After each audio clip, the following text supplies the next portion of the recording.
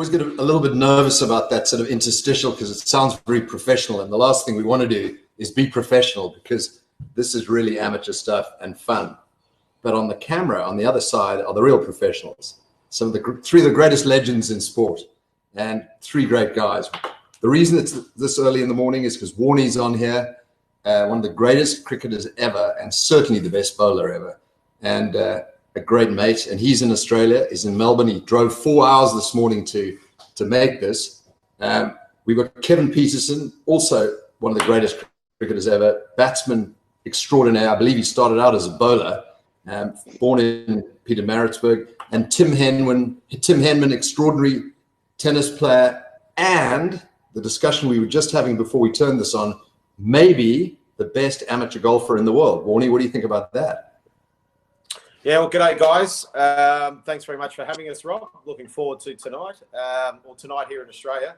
Well, I've been lucky enough to play lots of, whether it be cricketers, rugby players, footballers, and all sorts of golfers, amateur golfers from all walks of life.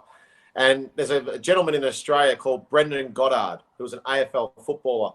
And when I'm often asked who's the best golfer you played with, it's not a professional, I've always said it's Tim Henman and a guy called Brendan Goddard. I'd love to see a match between Henman versus an AFL footballer called Brendan Goddard. Both probably the luckiest golfers of all time, as well as being very good. The first time I ever played with Tim Henman, we get on the first tee, and he said, "Oh, looking forward to today." And I just want to where, Warnie? And I'm also the most luckiest golfer you'll ever see and play with. I went, okay. So playing at Sunnyside, the second hole on the par 3 gets this like a leg break out of the rough ball that should have been lost. It ends up about 3 feet from the hole, taps it in for 2 and said, "Look, mate, told you, simple as that." And that's true. And you know it is, Tim. It is. I'm two things. I'm definitely overrated. I don't know where this chat is about being this, good amateur. I'm just a bit better than you, Warnie. That's all that matters. But I am without doubt the luckiest golfer. If I had half the luck in tennis as I do in golf, I would have won a lot of majors. That's probably true. Tim, what's your handicap? Are you +6? No, I'm +1 at Sunnydale at the moment. But Wow. KP, you started golf, a couple of years ago? 2013, when we left London, when we moved out into the country, I started golf. And I couldn't believe how much guys were watching golf while I was playing my whole career. I knew guys were watching it. And then on days off, they'd go and spend days on golf courses. And I was just like, what are you guys doing? You spend so much time on the green stuff, chasing a ball around. You now want to go and spend more time. So I'd be cooped up in my room, or I'd be out having coffee with some of the other guys and having lunch, or these guys are tiring, walking around with their golf clubs. And I was just like, what a waste of time. And then I moved out here into the country and joined Wentworth. And my goodness, I think since 2013, I've probably missed about 3 or 4 days of not hitting a golf ball in 7 years. I love the game so much, but they do say you'd rather be a lucky golfer than a good golfer. I have heard that before. Definitely. So what's the best result you've ever got in golf, KP? My best result. What tournament? Where were you? I haven't really played any tournaments. Rob, apart from the Dunhill and a lot of those pro-ams. Have you won any? I won the British Masters. Warnie, were you playing the one that won the British Masters? I hope not. I think you were. I was playing, yes, Kevin. I was. AP McCoy. So myself, Alan Lamb, AP McCoy, and Padraig Harrington. We won that British Masters in 2014. I think I was playing of 16. I shot about 78. The funny thing about best result in golf is Warnie's money. That's it. If you take Warnie's money, it's worth tenfold. That's true. Tim, you must have won everything, huh? Golf. I played the Dunhill's great event. I've only made the cut once, and that was Tommy Fleetwood shot 62 on the old course, and he had 11 one putts. So no, I mean, I play in a few events at Sunningdale, but yeah, I enjoy the social element of golf, but with a bit of competition. If we've got playing for a few quid on some nice courses with some good buddies, that's what it's all about for me. You like the tees at the Dunhill too, Tim? You like playing off those front tees too, don't you? Yeah, it was. I think it was the third hole. The last time I played, I had 74 yards for my second shot on the par 4, but it was 74 yards coming back because I'd landed on one of those and gone through down the 4. So that's not easy. So, guys, Warnie, have you won any tournaments, golf tournaments? You must have. I've done okay at a few tournaments. I think, look, like the other guys, I think playing in the Dunhill and those type of tournaments in those programs around the world, getting the invitation to whether it be the New Zealand Open, obviously the Dunhill is the pinnacle to actually go out and play over there and watch the pros. I don't think there's any other sport in the world where you can play as an amateur while the professionals are playing for big money in a proper tournament. Like you couldn't ask someone out in Wimbledon Centre Court and Tim's playing in a semi-final or a final at Wimbledon to say, hey, mate, jump out the crowd and come and have a hit. And we're playing. You couldn't invite him out to the MCG in front of 90,000 people and say, right, just come and face Shoal Bakhtar for a while bowling 100 mile an hour and just see how you go. So to have that opportunity to watch the pros and play with those guys and compete with them and their patience towards us hacking it around is it's great fun to watch them up close and to have that opportunity is awesome. Fantastic. How many hole-in-ones, guys? Warnie, how many hole-in-ones? I've had one, 16th at Augusta, back right pin, one bounce, 6 iron straight in. And I know that makes Tim really jealous. And he hates it. But 16th to back right pin. You talk about me being the luckiest golfer, which, I think we could debate. I'm going to be up there. But if anyone in the world is going to have a hole-in-one and it's going to be on any course, I mean, Warning, that is a joke. And unfortunately, it's true.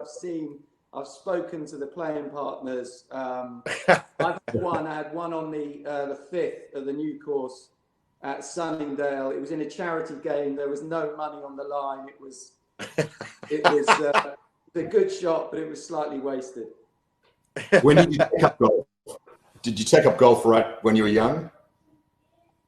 Yeah, I did. I mean, I had 2 older brothers, and my mum and dad played all sports. So my dad was a big hockey player, field hockey player, and I play hockey on a golf course. So that's kind of where it started from. But I've always loved it. And whenever I was traveling and on the tour, if I had a couple of days off, I'd always try and get 9 holes in. So I'm not quite at the pervert stage like KP. I'm just at the addiction stage. In case you were wondering, I've got 3 hole-in-ones, 1 at the Dunhill. But let's move on. No, we weren't interested in you, Rob. No, you're not. It's not about you, Rob. You ask the questions. We don't want answers. But KP, you can play golf now in England. You and Tim can play. Queenwood's open, Sunningdale. Is that right? Yeah, we're open. I haven't played yet. I'm not so. I don't know. I don't know. I'm just a bit hesitant of this whole scenario of the unlocking down of a country that has the 2nd highest death toll in the world. I know outdoors is great, but I can be outdoors here at home. I'm just not so sure the messaging is.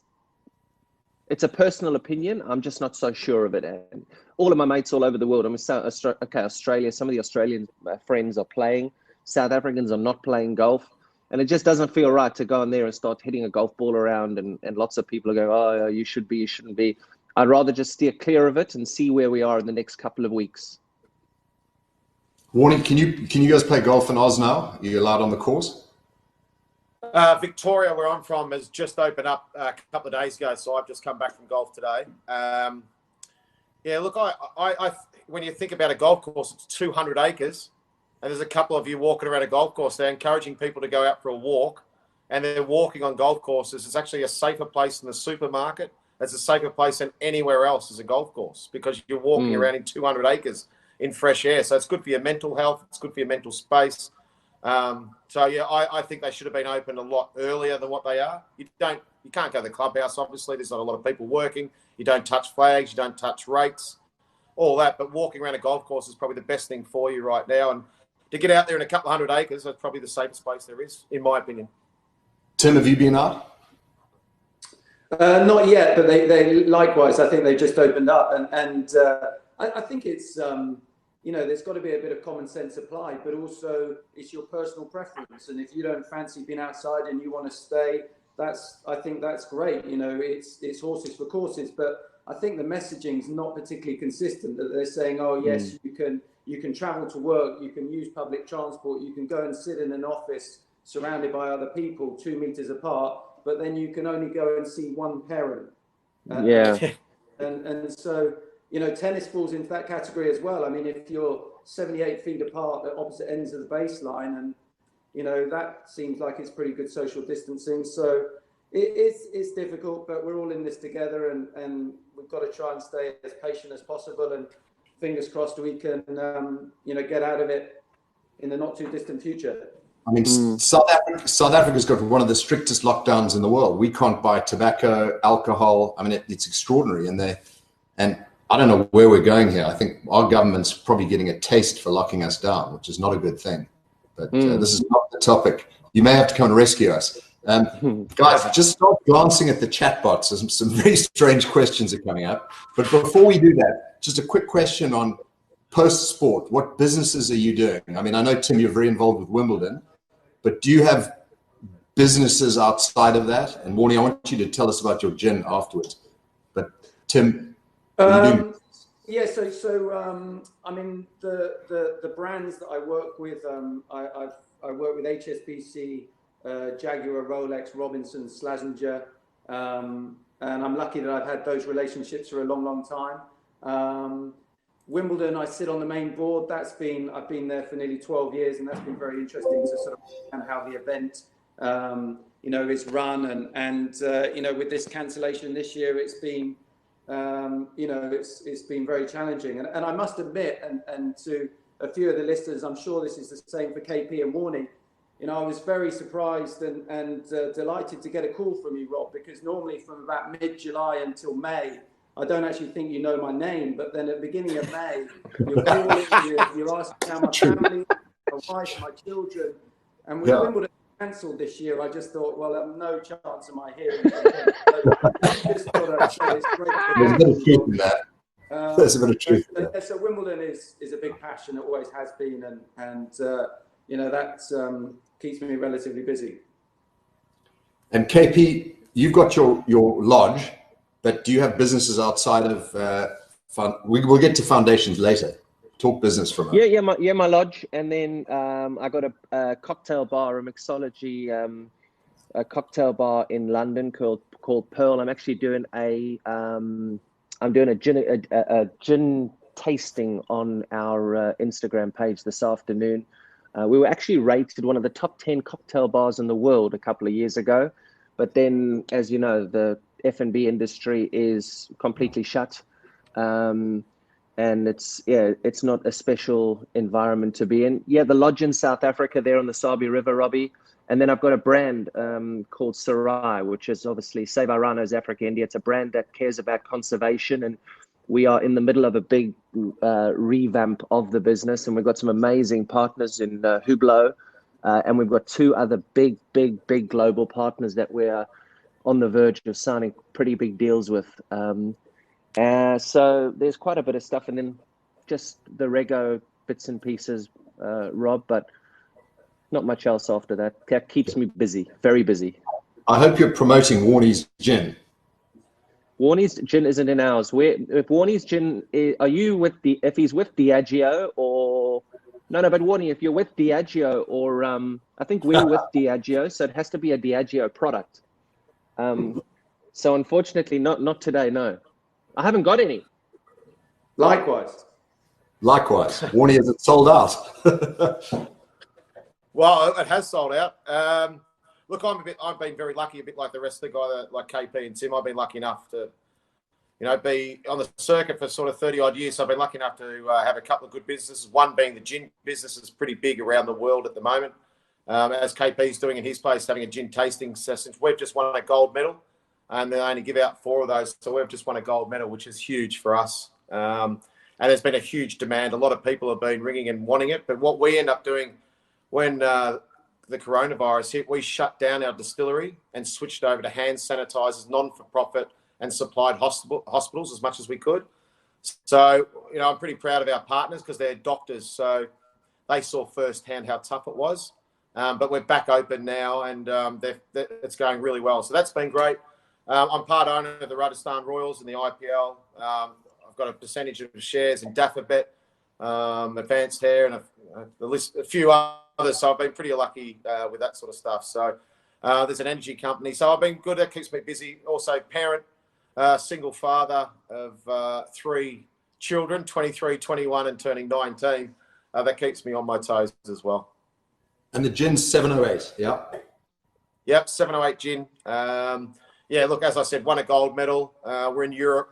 I think late last year or earlier this year, we won a silver medal in the Europe Awards as well. So, look, I'm really proud of it. It's been flying and people are loving it. So, disappointed KP didn't send an email and say, mate, would you mind sending some gin over and we can put it in your bar, KP? Anytime, mate. Well, I actually thought if I'm a mate of yours, like I did with my underwear company that I had a few years ago, you generally just send shipments to your mates. I think you still wear them, don't you?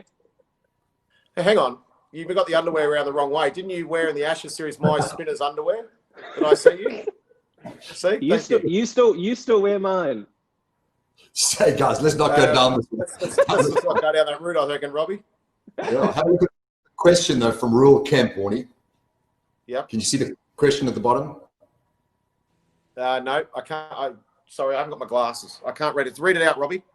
Can we get a container of Warnie's gin sent over to South Africa marked as throat sanitizer, please? Because we're not allowed to buy alcohol. Robbie, I'll send you a huge. But I'm not sure at the moment we can send all that sort of stuff. No, we're not allowed to. So. We're not allowed So once lockdown's over, you'll all get some. Tim, I owe you at least a dozen bottles for sorting out my children at lastminute.com for Wimbledon tickets. I still owe you for that, so thank you very much, Tim. What year was that? Was that 2011 or was it 2012? No, 08. 08 it was, it 08? Mate. Sorry, yeah. 08, yeah. So you're just putting me out for that year, and we'll get on to the other years a bit further on. So Dale Schmidt here has a question. Would you rather face the last bowl in the World Cup final, bowling the last ball in the final, facing a match point in the Wimbledon final, or the first tee at Pro-Am? First tee is the most nerve-wracking. I agree. Yep, 100%. Facing the last ball of a World Cup final, the easiest. Really?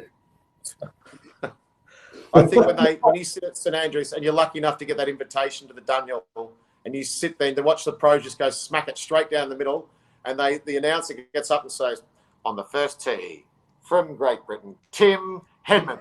Suddenly you just rip that club so tight, and you think, I can't hit it left. Look how wide that fairway is. You can hit it. Something out right. Everyone goes, how bad's that bloke? Robbie, the last 2 years I've gone out of bounds right on the old course on number 1. So this year, if the Dunhill happens and we manage to get our invitations, I'm on for the old trifecta.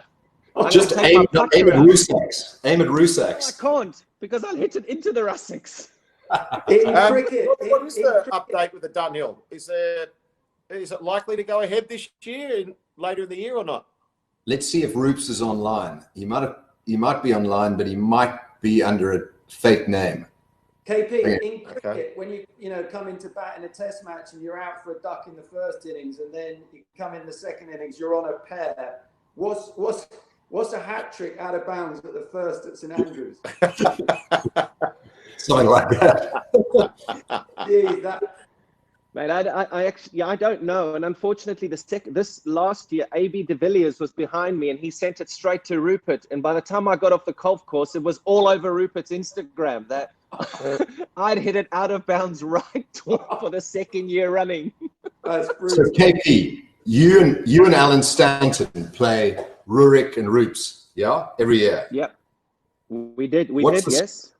Tell us the score thus far. And we all want to know.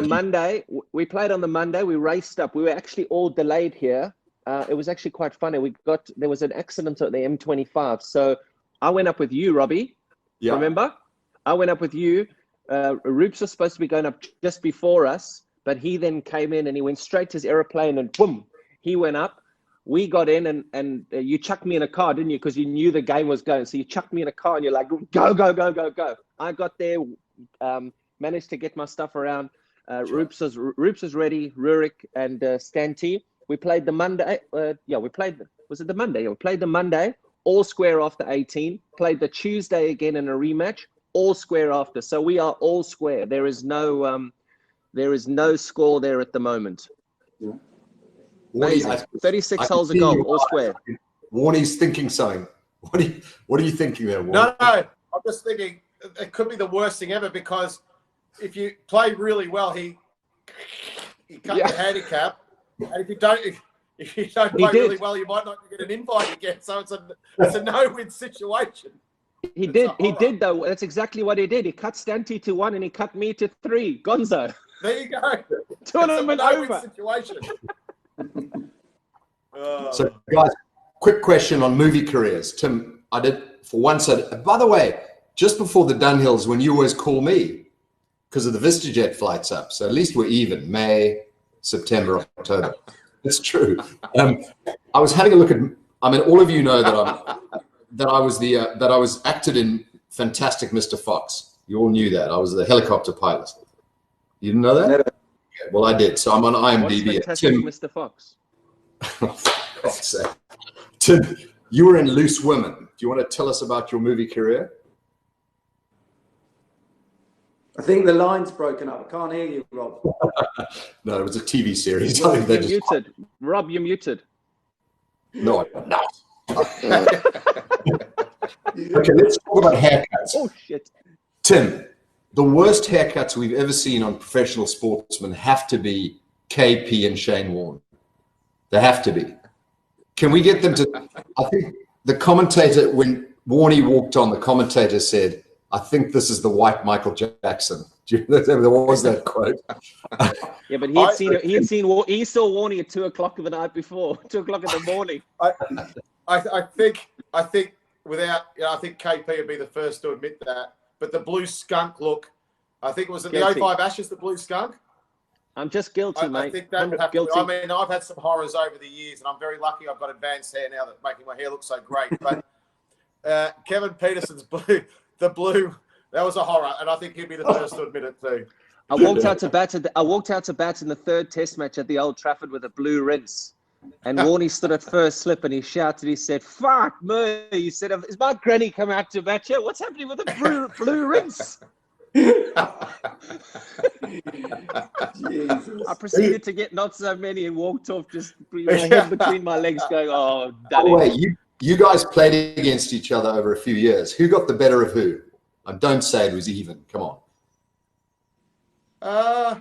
Probably KP made a couple of brilliant hundreds against us. He got 158. Was it 150 odd at the Oval, and he got a 200 or 150 again in Adelaide, I think. Exactly the same. 158, 158, actually. There you go. So yeah, KP got a couple of big hundreds against us. And I don't know how many times we got KP out, but I think we had a couple of battles, and I'd say it'd be pretty even. I don't know what it was, but KP made some brilliant hundreds. How many years did you overlap? Two Ashes series. 2 Ashes. 2 Ashes, yeah. Yeah. We won one, and Australia absolutely obliterated us in the next one in Down Under. Disgrace. That's even. Let's call it even, KP. So guys, a quick serious set of questions. Foundations. All 3 of you have done a huge amount to help underprivileged. Do you want to just each quickly brief on what you're doing with your foundations, and then we'll get into the questions? Tim, do you want to go first? Is you dressed properly today? Okay. Yes, I've had a foundation for 20 years, and we support education and health in disadvantaged young people. Our main fundraiser has been a Pro-Am tennis tournament. The Wednesday before Wimbledon, you get 10 pros who are about to play, and 10 amateurs have a dinner and raise money, and it's been fantastic. And so education, we're looking at scholarship, bursaries, outreach programs, and with the health, we have a health partner. We've just done a partnership with Naomi House, which is a hospice, and also Children's Trust. So, you know, lots going on, and you know, there's lots of the people that need supporting out there. So yeah, I'm really happy with the way things are evolving. KP? I'm into conservation in quite a big way, Rob, especially in South Africa in the Kruger National Park with sand parks and saving the rhino. We look after this, it's tiered, it's a tiered approach. So we look after the rangers, the guys that used to be conservationists and are now soldiers and battling that war. We look after the animals. We fund Care for Wild, which is a rhino orphanage where all the animals that have been, their parents have been brutally murdered, hacked to death. The babies are flown to Care for Wild, which is a secret reserve where they get looked after, and there's quite a few horrifying stories in that nature reserve as to how those animals got to where they got to and what they had to endure to get to.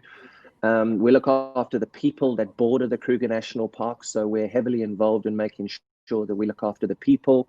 So there's kids' education programs that we fund.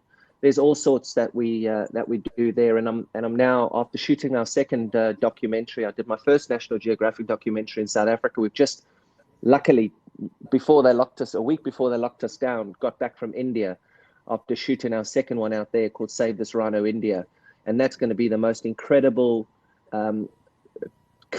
incredibly colourful picture of one of the best conservation plays in the world, the way that they've rehabilitated the tiger back to where they've got the tiger to, and also the rhino in particular. I mean, their population of rhinos growing so well because they're protecting them so well. They're having to relocate them out of one of their biggest national parks because they've got so many rhino. And I know there'll be a lot of South Africans watching this.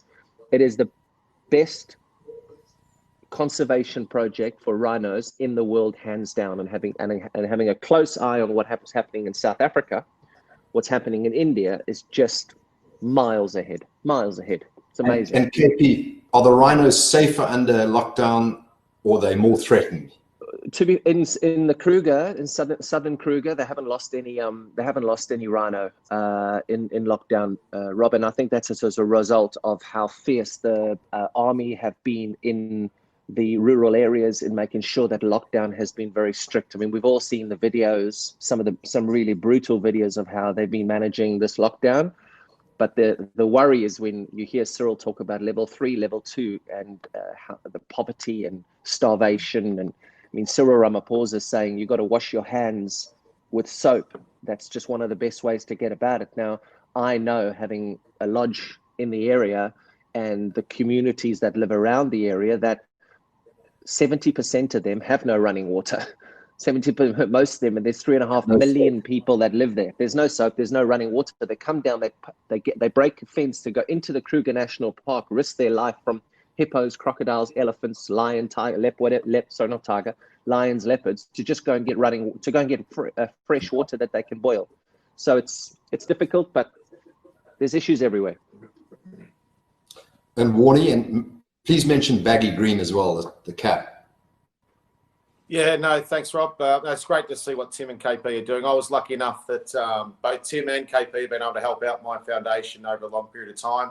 I started in 2004 because a friend of mine, son, had autism, and I didn't realise there was so many different levels of autism. And if the government don't find you, this is so harsh and it sounds brutal, but if your level of autism isn't bad enough, you can't get government funding from an organisation. So there was a lot of charities that were falling through the cracks, a lot of families and children that were falling through the cracks that weren't getting any help. So we set up the Shane Warne Foundation for seriously ill and underprivileged children, for all those people that couldn't get funding. We saved hundreds of lives. We raised over $4 million, just under $5 million, that helped out so many different families. And yeah, look, to give back is something that we're lucky enough to be able to do. It's a really tough time for charities too at the moment. With all the events, there's no real events, and you can't have those sort of things happening. So it's a really tough time for charities. So when it opens up, Let's hope we can all go back and help out a few more charities as well, because, you know, in our positions we can help, and so many people can help, and every small bit makes a difference. No matter how small, it can make a difference. Even if it's volunteering, your time is just as important as financial. To go and see, you know, a little boy that's really suffering and you're one of his heroes, to take that time out and drive however many hours to see it, spend the day with him and drive back for their mental health as well. It's really, really important as giving money. So time is just as important. So we're very lucky to be able to do that, and that Tim and KP do it really well. They've been doing it for a long period of time, as have I. And I think we find that pretty, you know, very, very rewarding and satisfying. As much as it's really sad and tough to do, I still think it's our, you know, to be able to give back, I think makes us feel pretty good too. And to see a child smile is pretty amazing. And the baggy green, your famous hat, I mean, you gave that to raise money. Do you want to tell us quickly about that? It's a hell of a story. Yeah, so this year in Australia, we had some horrific fires. The bushfires, I think everyone saw the pictures around the world of how bad that was. And we were raising money for, you know, there was so many animals that died, kangaroos and koalas and everything died as well. But people lost everything, their homes, they lost family members, people died. It was terrible. So I wanted to help out and help out the Salvation Army. So I used to, the green baggy cap that you get given when you play for Australia is very important to all Australians. And I cherished my green baggy cap. I preferred to wear my white floppy hat because for sun protection, but I always wore it with a team. We always wore it in the first session of every test match we had. And I used to put my green baggy cap next to me with every single test match I played for, you know, nearly 20 years. So it was cherished, but I gave it up, and you only get one. And I gave it up for auction, and it went for just over $1 million.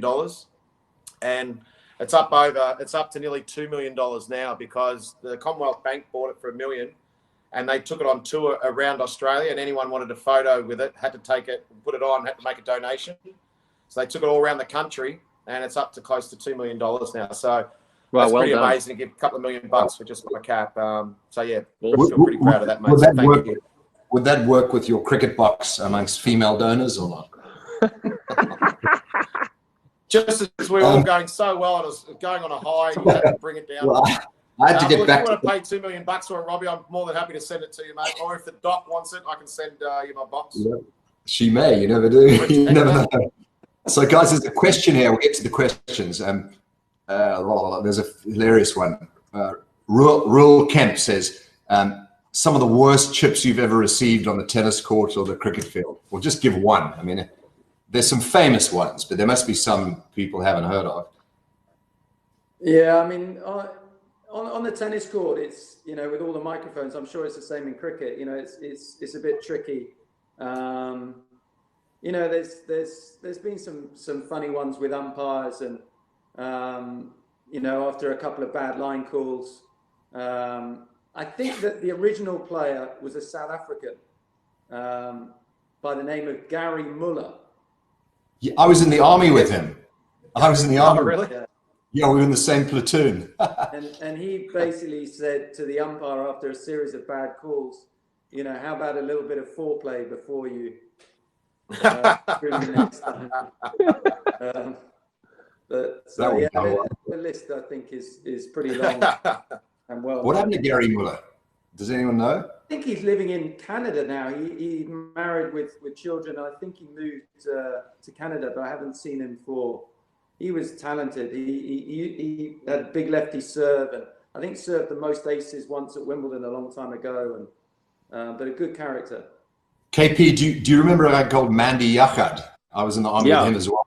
Yeah, he's my too. How's about that? Good batter. Have you guys got a chirp you want to chuck in for Royal Kemp? A sledge. I got a quick one. This is not a famous one at all because it happened in a club game in Australia. I was playing club cricket in 2000, and we'd all been out the night before and had a monster, as you do in club cricket. Cricket plays second fiddle to the night before, and we were playing against Randwick Pietersen in Sydney. I was playing for Sydney University. We had an incredible batting lineup. We actually won the first grade that season. But we had a guy called Danny Waugh, Mark Waugh and Steve Waugh's brother, batting at 6 for us. We turned up. The wicket was an absolute road. It doesn't matter how pissed you got. you had to score runs on it. And Danny was batting 6. Our openers 100 without loss, 150 for 2, 250 for 4. Danny walks out, and everyone had. I mean, their strike rate was at 100, 110. Danny goes plain miss, plain miss, plain miss. Nick for 4, Nick for 4, plain miss. And in Australia, sometimes you get people that come and watch you. And there was this guy standing, and I'll never forget it. He was just drinking his stubbies on the side there. He just loves his cricket, and he was there, and he rah, rah, rah. And Danny plays around a straight one. The first batter to miss out that day on an absolute road, and he's walking off. Danny Warne, and the guy shouts out. He says, "Oi, Danny, are you fucking adopted?" I mean, we were completely broken. And I've played cricket for a very long time. That is the best chirp I have ever heard. Steve Warne, Mark Waugh's brother, being asked if he was adopted. 4 brothers, all play cricket. Yeah. And he's the most talented, unbelievable player. It's like Tim in golf. I've been on the receiving end of a few, and I've dished out more than my fair share, and I absolutely loved it. Didn't have to say anything to Daryl Cullinan because he had no idea whatsoever, so I just had to let go of the ball, and that was good enough for him. But one of the best ones I've heard was actually involved the Warne brothers as well. We're playing New Zealand, and Adam Perore was batting, and I was standing next to Mark Waugh at slip, and Mark Waugh started getting to Adam Perore. He said, "Mate, why don't you do us all a favour and just get out? You know, you're boring everyone. You're boring us. You're boring your teammates. You're boring the crowd. Just get out." And he turned around and he just said, "At least I'm the best player in my family." And he said that to Mark Waugh. He shut up and never said a word since. So that was quite funny. That was probably one of the best ones I'd heard. So, guys, what I want to do is none of these questions make much sense. If we could arrange, would any of you step into the ring with Mike Tyson? I mean, probably wait a few years, yeah. But what I want to do is have each of you ask the others a question. Put them under the spotlight. So, Warnie, I did give you advance warning of that. So you may have to go first. I'll ask Tim. Tim, quickly, who when you walked out on the court, did you know you just owned? Like, no matter how good, whatever the situation, if you come up against him, you just knew you had him. Not many. Well, ironically, when I first played Federer, he was only about 11 years of age. I used to really like playing Federer, and I used to hate playing Leighton Hewitt. And it's that type of matchup. And Greg Rosetsky, I used to like playing. That was a good matchup. So basically, out of that, Tim, Roger Federer is your bunny. He's your Daryl Cullinan. Is that right? He was. There's your headline. The first 7 times, I think I was up 6-1, and then he won 6 in a row. I remember we played in the final of Tokyo. It was the last final I made on tour. We played 12 times. It's 6 matches all, and I'm in the locker room. It's the finals. Everyone else is gone. There's just me and Federer. And I used to, my physio and fitness trainer used to be a South African guy called Johan de Beer. And we used to travel with like an Aussie rules ball or a mini rugby ball. And before we go out on court, I'd do a little, some movement drills, passing. And we're sitting in the locker room, and Federer's watching as we're warming up. And so I sort of finish. And then Federer turns to Johan, who he knows well, obviously with his South African background. And he says, "Can I have a go?" And so, like, Johan's looking at me as if to say, I'm your trainer, I'm your physio. How am I meant to answer that? But Federer was a good buddy of mine, is a good buddy. So I said, "Yeah, sure, go for it." So Federer starts warming up with my trainer and my rugby ball. And I sat there thinking, wow, he looks really nervous about playing me in the final today.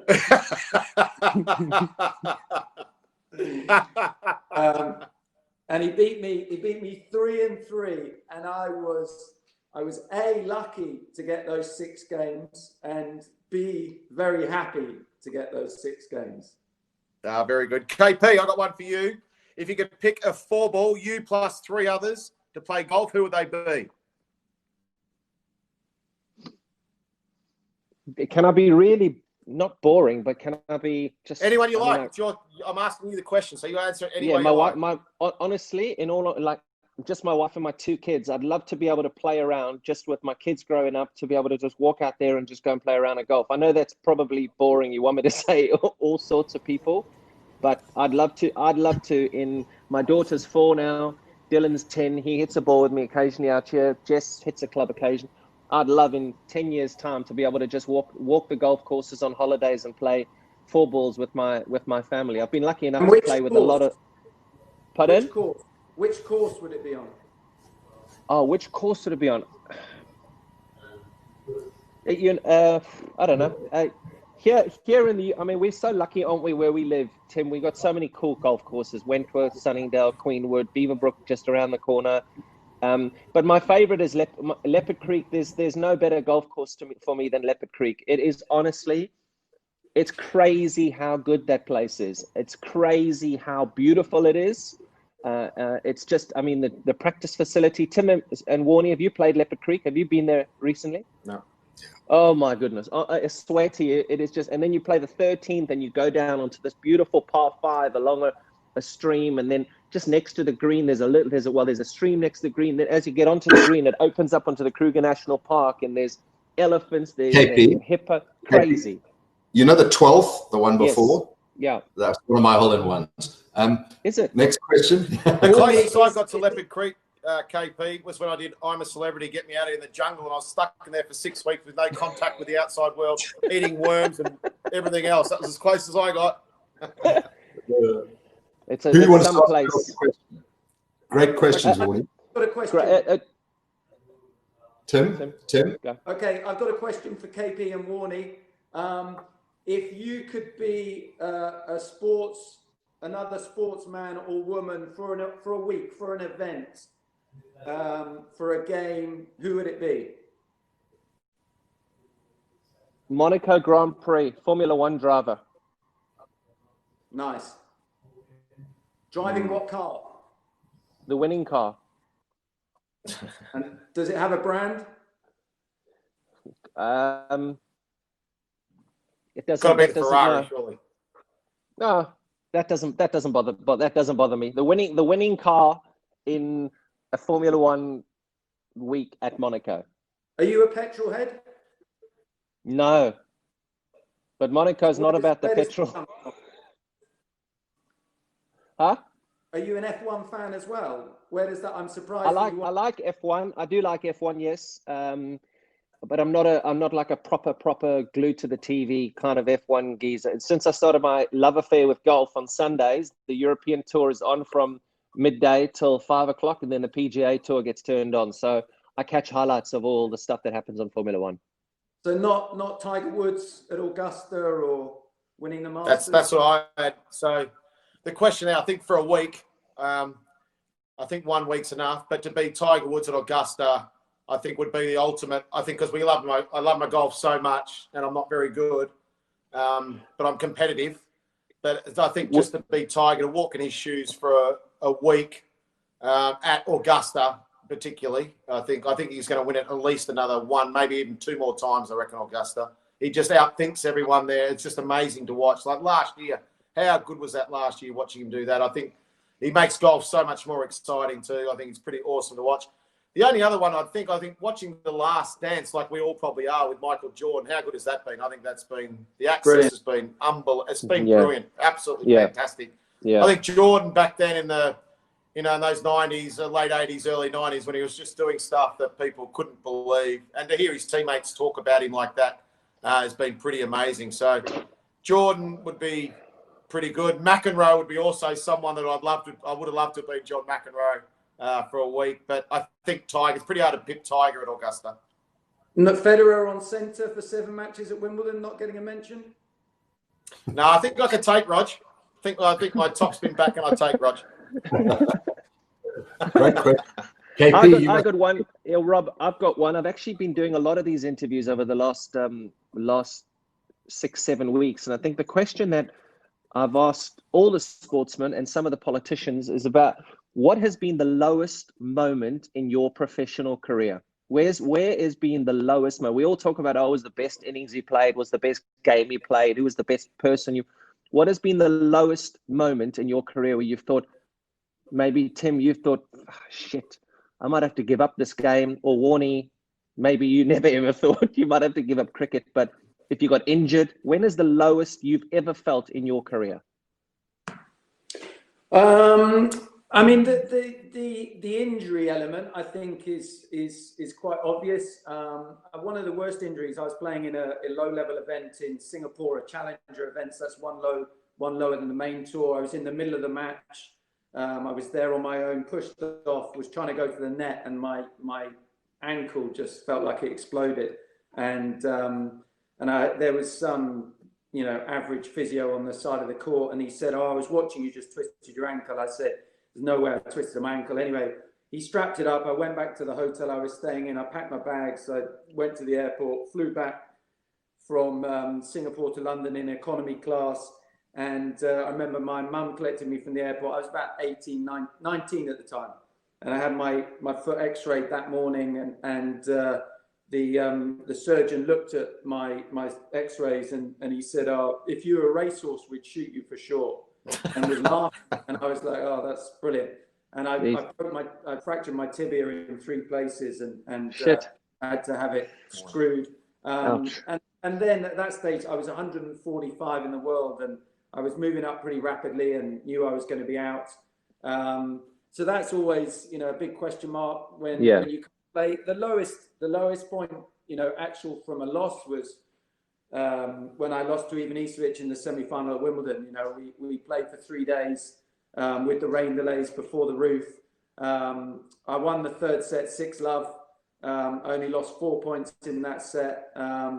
It was early stage of the 4th when it rained. I lost the 4th set on a tie break. It rained again. We came back and ended up losing 6-3 in the 5th. And to be playing that well and that close, and then to be that disappointed. If I could play one match, it'd definitely be that one. So can I just answer that? Because I know you don't. I know you guys don't care, but Warnie, you remember the Die Data this year? Yeah. I was leading on the final day, and Churton came third. I know you don't care, but that's what happened. Shut up, Rob. You should have taken it down, Robbie. I think for me, KP, a bit like Tim, I think an injury that threatens your career, that's something that you love and you're very lucky to have the opportunity to do and you're grateful for doing, to have that possibly taken away for you and to start to think that's the end before you've actually feel like you've achieved everything you want to achieve. In 98, I went to India to play when I was advised not to go, but we hadn't played India for 7 years in Test cricket. And in that time, I'd taken nearly 400 wickets and was, I was doing pretty well. And it was sort of Sachin and I were, it was a pretty good battle. Everyone wanted to see me versus Sachin. We had a couple of battles in World Cups, but in Test matches, we hadn't been since, I think when he played, he was 12 in his first Test match and my first Test match in Australia. So 7 years without playing a Test match there. Advised not to go, went not at my best. Get to the first Test match. First ball I bowled to him, he hits down the ground for 4. Next ball I get him out. And then the second innings when they needed to win, he went out and made 150 and won in the Test match. And I physically couldn't do what I wanted to do, and the team needed me to do it. We didn't have McGrath, we didn't have any other bowlers, so I was sort of like, I have to go.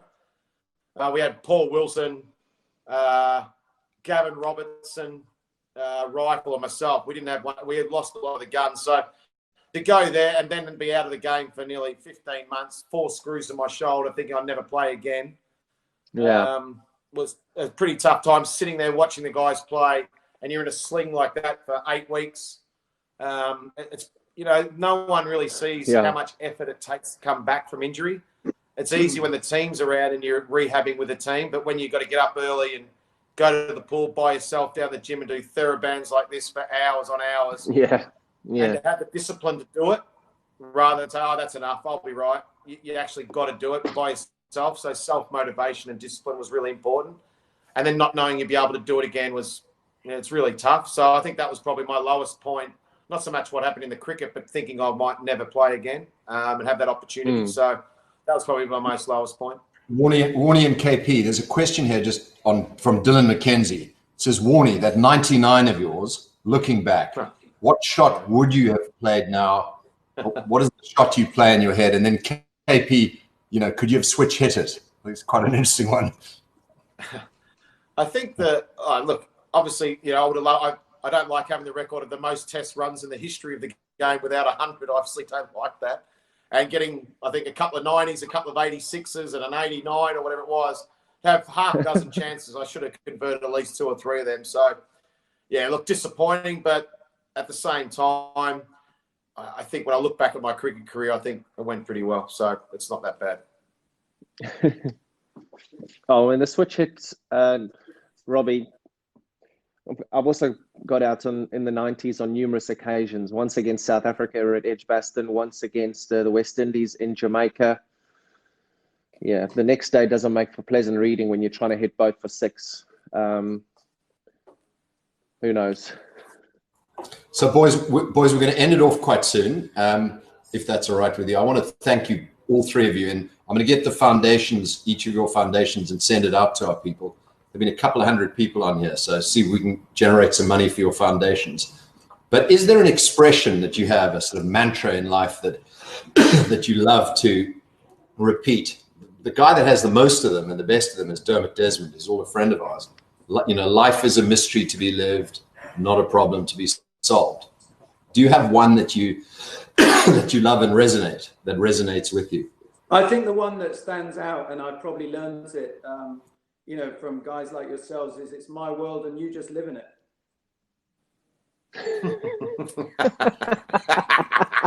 That's the Tim we love. That's the Tim we love. Yes, Timmy. Kevin? I'm living in Tim's world. Yeah. You're a quick learner. Warne? I think find a way, no matter what the situation, whether it be how bad things are or good things are, always find a way and never ever give up. Because I don't believe in you're only as good as your last game. I think you're only as good as your next game or your next business deal, whatever it is, because that could be the best one you've ever done. So I like that excitement. So never give up and find a way. My one as well. My one there. Sorry, Robbie. Is just be honest. I don't think I'm clever enough to lie about so many different things. Just be honest. We all have our failings. We all have our good stuff about everything that we do. We're never ever going to be perfect. But just try and be honest with everything that you do. Honest with yourself, more importantly. When you check the dude out in the mirror, just say, "There's no bullshit in here." Just be honest with that guy, and then I reckon you're on a road for success. So KP, to be honest, is that a yoga mat behind you, or is it something else? Yeah, that's one of my wife's training mats. Yeah. Guys, listen, thank you very much. It was fantastic. Really appreciate it. Warne, thanks for driving back for this. And guys, see you soon. Play some golf.